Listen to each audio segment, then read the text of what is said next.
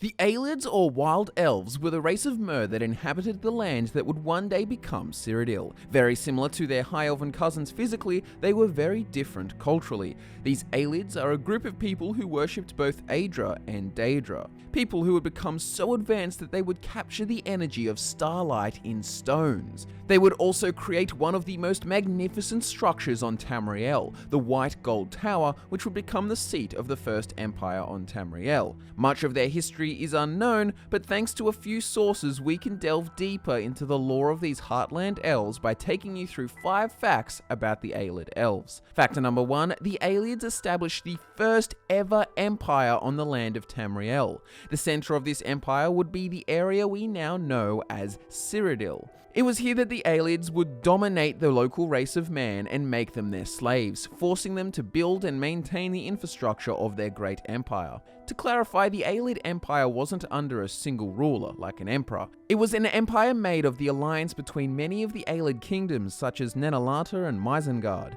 In Elder Scrolls IV Oblivion, you can explore many of these ancient cities by wandering through their magnificent structures, but none match the beauty of their finest construction. The White Gold Tower was built by the Ayleids as a monument to the Aedra and a place of religion called the Temple of the Ancestors, but Cyrodiil wasn't the only place that the Ayleids left their mark. Valenwood, Blackmarsh, High Rock, and even Hammerfell have evidence of Ayleid settlement. The cities of both Gideon and Stormhold in Blackmarsh were both originally of Ayleid creation. Fact number 2, the Ayleids' religion was quite unlike any other. You see, the Ayleids desired power, no matter where from. The Ayleids loved and worshipped the Aedra with great reverence for Magnus, the god of magic, and the elven god Auriel. If you explore the Ayleid ruins, you may see many beautiful statues built in honor of Auriel. While this may seem rather conventional for elves, the Ayleids additionally sought out the Daedra as allies and even worshipped them. The Daedra of worship or association changed with each different tribe of Ayleids, but the goal was all the same: to achieve a higher level of power. In fact, it was with the help of the Daedric princes that the Ayleids were able to dominate and enslave the local populace of humans. The Ayleids of Varsabalim worshipped Mehrunes Dagon, Bisnensul worshipped Hermaeus Mora, Delodil worshipped Meridia, and Arbogalis worshipped Molag Bal. The next fact will show you how close the Ayleids and Daedra could get. Fact number 3. Umaril the Unfeathered, one of the last Ayleid kings and the main antagonist in the Knights of the Nine DLC, is actually half Ayleid and half Auroran, which is a type of Daedra from Meridia's realm. This is one of the reasons that Umaril was able to return after his death in the First Era at the hands of Plenial Whitestrake.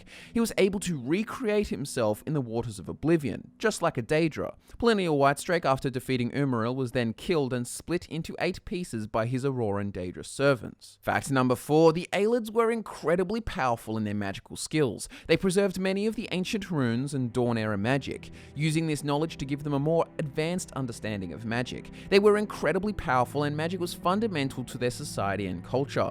The Ayleids are even credited with developing the arcane art of alteration. The basis for their magical teachings was that Nirn was composed of 4 basic elements: earth, water, air, and light. They had knowledge of the stars and what they were, holes in the barrier between Mundus and Aetherius. Since Aetherius was where all mortal magic came from, the Ayleids felt that starlight was incredibly important. This led to 3 amazing inventions that would be made from meteoric glass and meteoric iron. The Ayleids would create the Welkynd stones and Varla Stones, devices that could store magical essence absorbed from the stars and then use these to replenish their magicka reserves or enchanted weapon charge. This allowed them to extend their magical abilities beyond all others because their magicka reserves were so plentiful. They also created Ayleid wells, which were essentially wells that absorbed the magical essence from starlight and could be used to replenish an individual's magical reserves. These devices and resources made defending their cities and fighting their battles so much easier. Ayleids used great Welkynd stones to power their entire cities, providing magical power to supply their lighting, doors,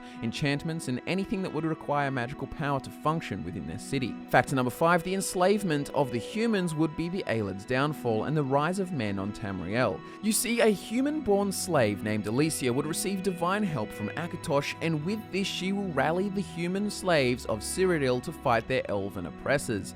Alicia and her rebellion would also receive help from the Nords of Skyrim, who recently purged their land of the Snow Elves.